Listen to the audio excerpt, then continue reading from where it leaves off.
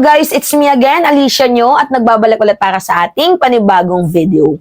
So, ngayon nga po, mga minamahal, nandito na po yung realization sa akin kung bakit sinabi ni PBBM sa text message na nag-leak doon kay Katunying na si Sara is unimportant and kung po pwede wag i-pursue yung impeachment because it is a waste of time.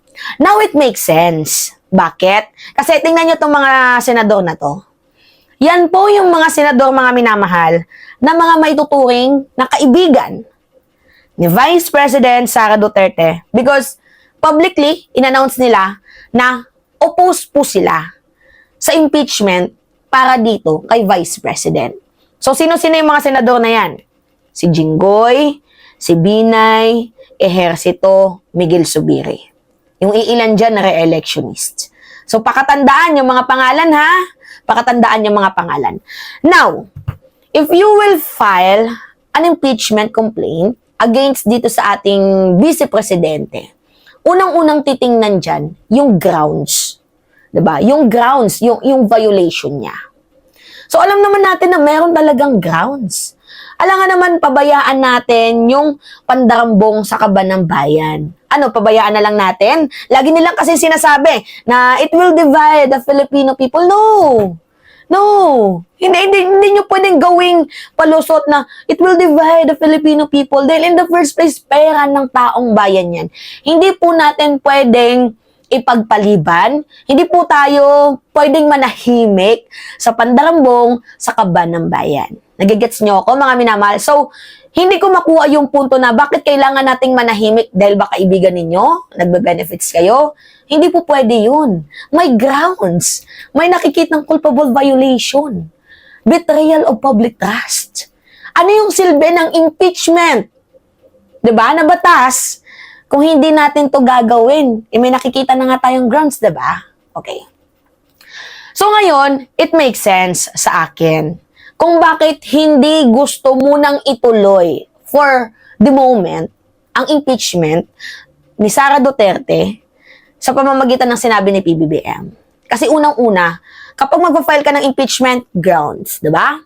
Pangalawa, numbers. Ito, numbers. Makinig kayo, ah. Yung numbers, napakamahalaga niyan. Kasi, sa Kongreso, kailangan natin ng botong 105. And I'm pretty sure makakalusot talaga to sa House of Representatives. Sa mga kongresista, makakalusot to, mga minamahal. Kasi next week may magpa-file ng mga Congress. So we do not know if majority ba yan. Pero 100% sure na ako na makakalusot to. Madaming galit kay Sara Duterte, mga minamahal doon sa Kongreso. Kaya nga tatapang nila, di ba? Magkaroon ng hearing sa public accountability, etc. blah blah blah. So, ano yung tinutukoy nating hadlang sa numbers? Sa senator. 24 yung senator natin, kailangan natin ng 16. Mga minamahal, nandyan yung grupo ni Bato. Gets nyo ako? Nandyan yung grupo ni Bato, ni Bongo, ni Robin Padilla, ni Lito Lapid. Tapos samahan pa ng mga senador na to, na minention ko sa inyo kanina. So, kapag itutuloy, yung impeachment, magiging mabantot. Diba? Mabanto talaga, mga minamahal. Dahil unang-una, lalaki yung ulo ni Sara Duterte dito. Kunyari, finailan siya ng impeachment nakarating doon sa Senado. Tapos, ang mangyayari, mga minamahal, matatalo tayo. Lalaki yung ulo niya. Sasabihin niya na, ay, nag-file na kayo ng impeachment, pero mahal ako ng taong bayan, hindi ito na i-pursue.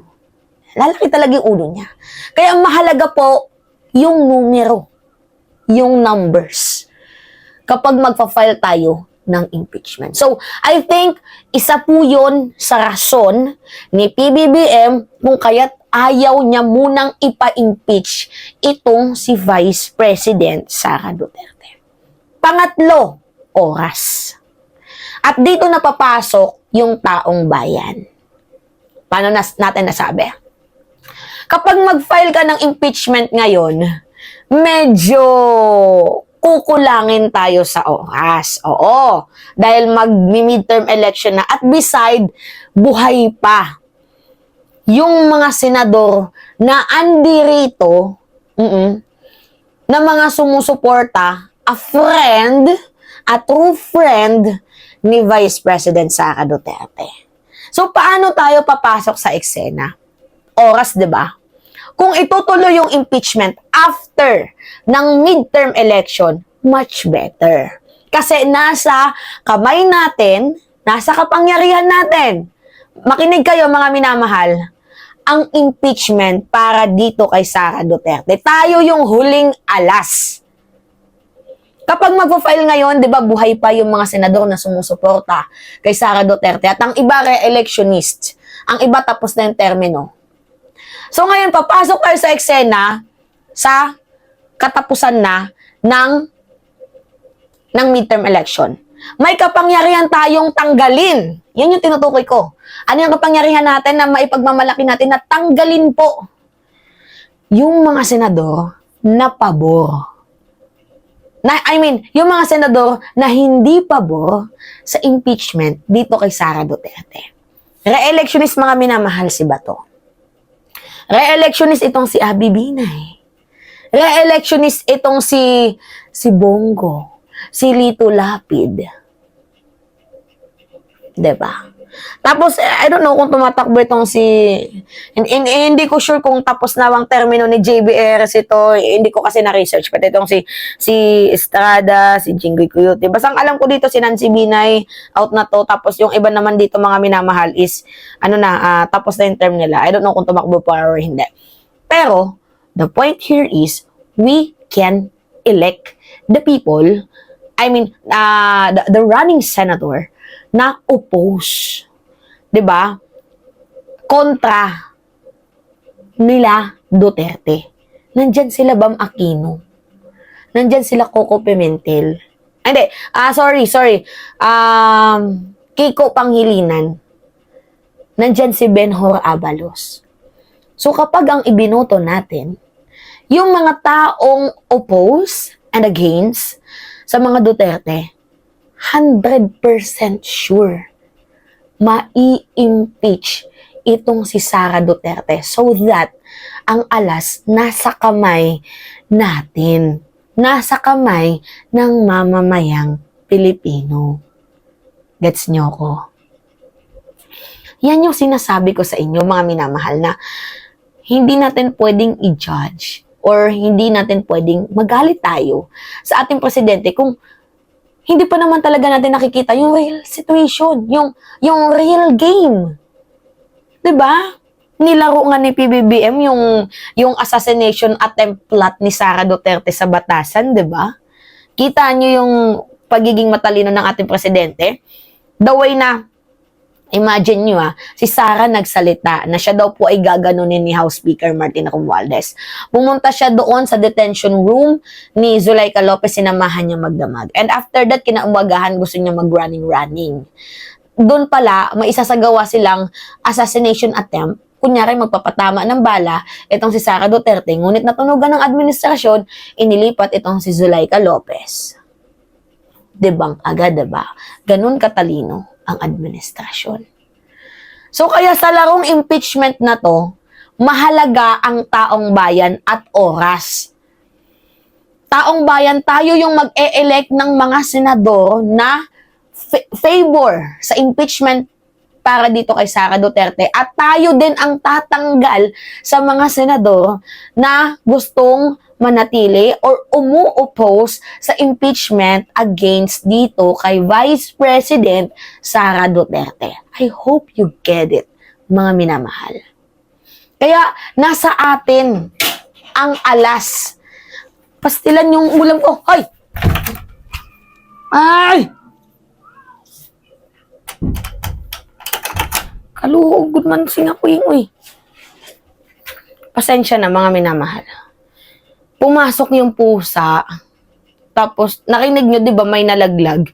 Tinira yung ano ko. Naiiyak ako.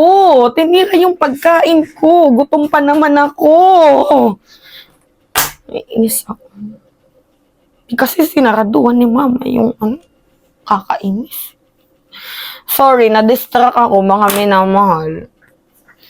So, yun po. Diba? So, kilala nyo naman, diba? Maaga nang nagpakilala yung mga senador na re-electionist na sila ay kaibigan ni Sara Duterte. Well, ano pa nga ba nga asahan natin kay Nancy Binay? Yung ama niyan may issue doon sa Makati. At ito yung mga pangalan na umupos, di ba si Jinggoy?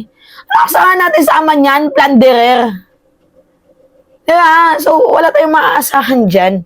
Parang kinukonsinti nila yung pandarambong kasi sila mismo, ginagawa din nila, di umano. Gets nyo ko? Nagigets nyo yung punto ko, mga minamahal. Ginagawa din nila yung mga bagay na pandarambong, kaya okay na sa kanila.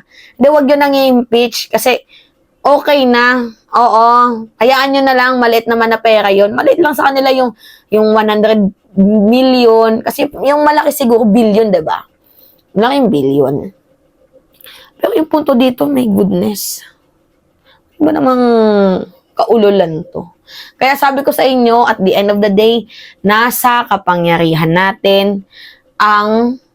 kamay natin ang kapangyarihan para ma-impeach itong si Sara Duterte. But when it comes to impeachment or plunder, when it comes to impeachment and plunder, iba po yung pagde-distinguish natin dyan.